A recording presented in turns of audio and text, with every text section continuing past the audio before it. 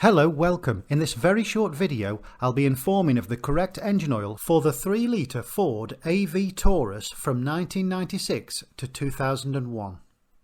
Now, from what I can gather, originally it was specified that a 5W30 was the correct oil for this vehicle.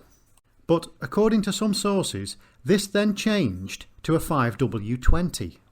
As from what I can gather, the Ford Motor Company now recommends that 5W20 is used in most Ford vehicles, apart from some vehicles that they have exempted from this, of course.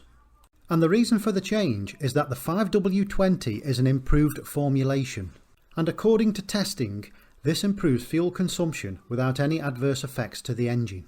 This is all according to a Ford Technical Service Bulletin published in 2002. And I've included links below in the description, so please do have a look.